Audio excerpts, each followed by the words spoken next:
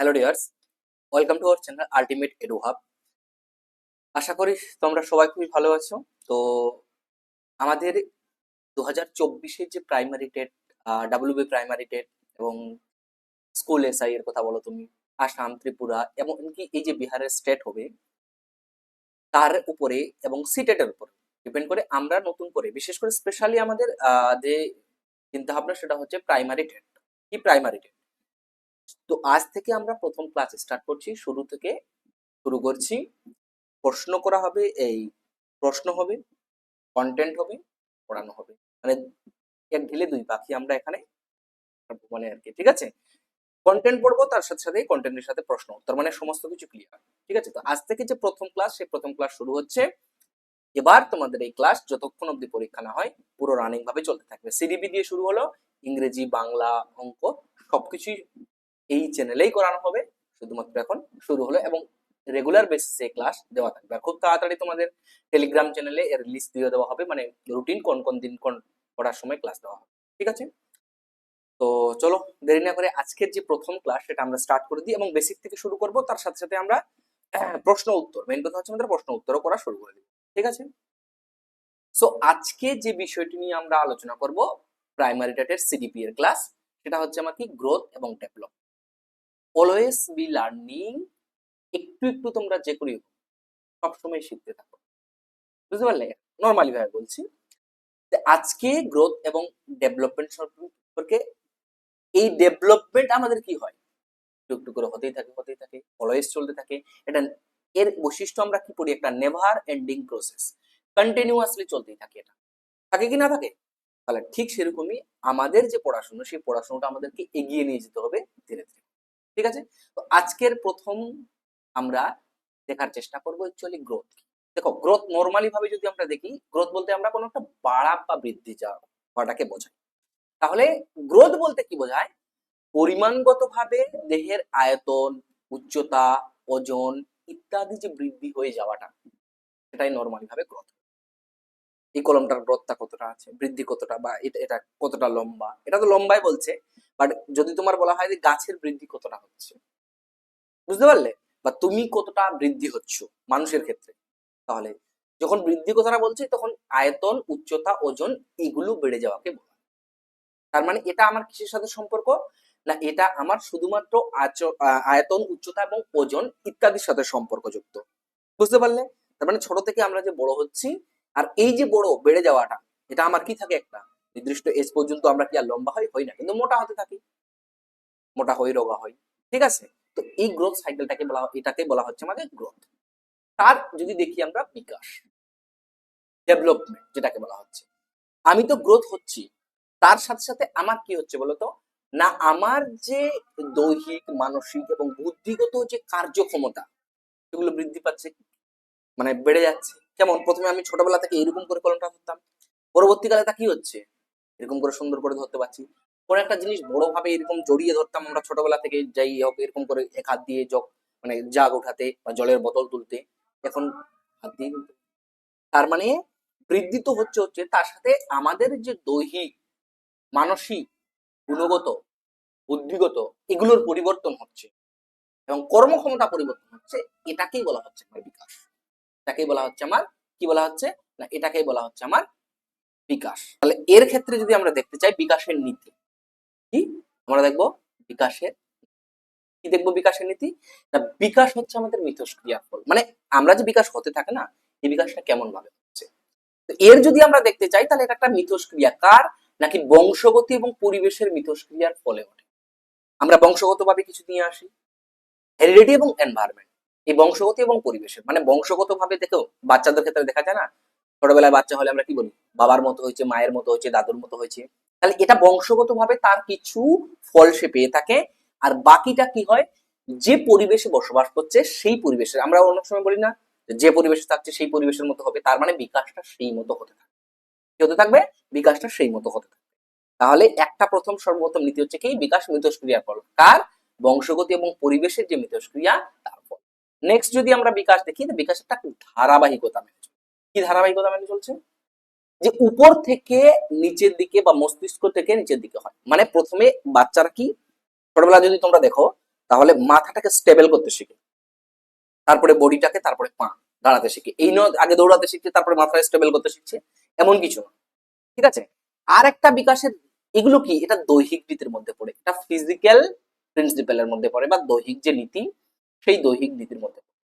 বিকাশ কেন্দ্র থেকে, মানে আমাদের যে স্পাইনাল কোড, সেই স্পাইনাল কোডের কাছাকাছি, মানে এই বাহুটা আমাদের আগে বিকাশটা হবে, এটা আমি এই এটা দিয়ে আমি আগে কাজটা ঠিকঠাক করতে পারবো, এটা দৈহিক নীতির মধ্যে পড়ে।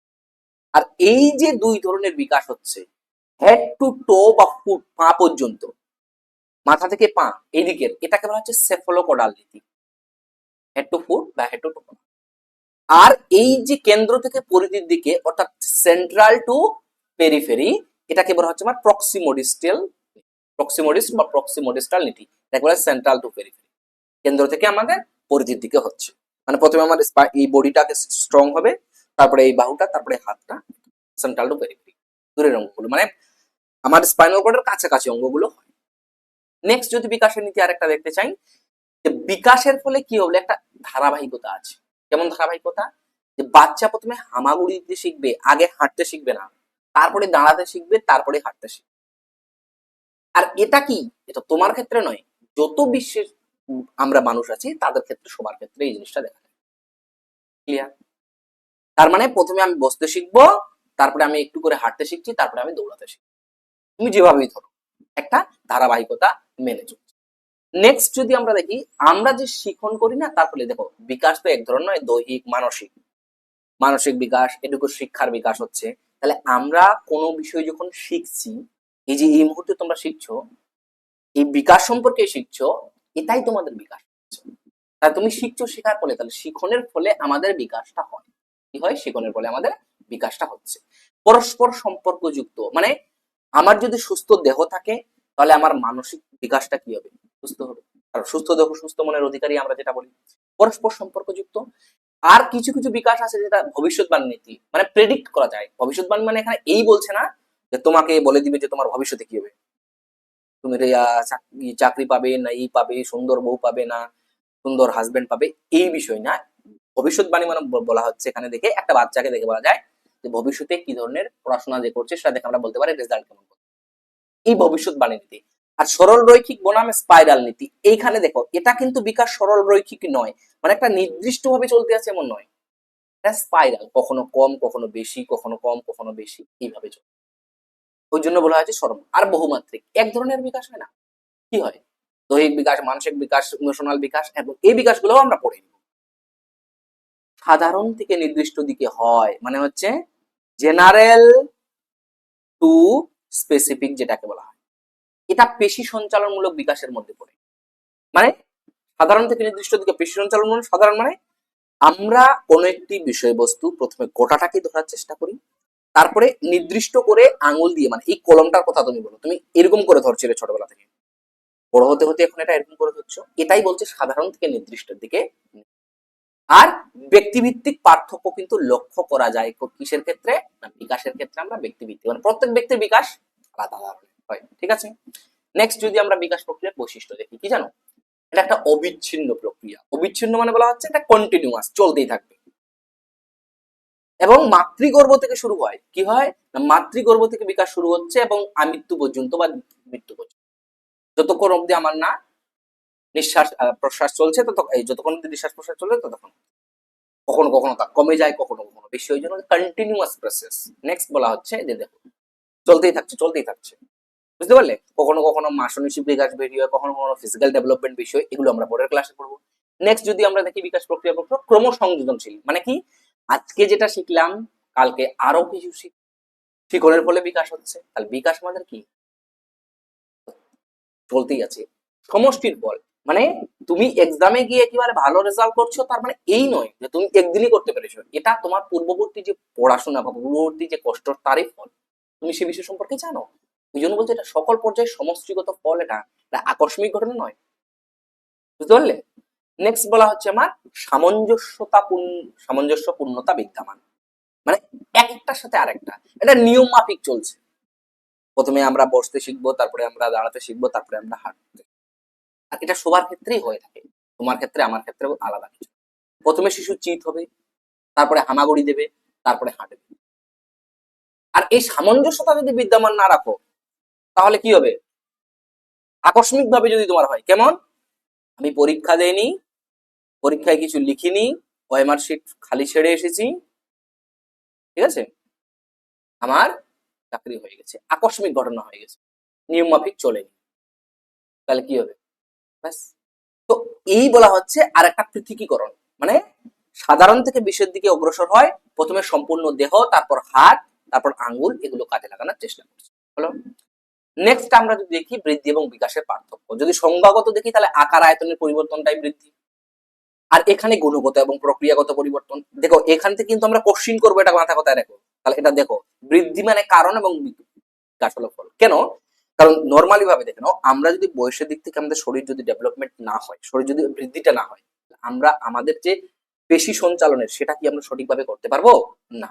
এই জন্য বলা হয় বৃদ্ধিটা কারণ, মানে আমি ফিজিক্যাল ডেভেলপমেন্ট, ফিজিক্যাল গ্রোথ হচ্ছে বলে আমি গাছে উঠতে পারছি বা অন্য কোনো দৈহিক কাজ করতে পারছি, এটা কেবলমাত্র শরীরের মধ্যে সীমাবদ্ধ থাকে, আর এটা বিভিন্ন ধরনের হয়, দৈহিক, মানসিক, সামাজিক প্রক্ষোভিক।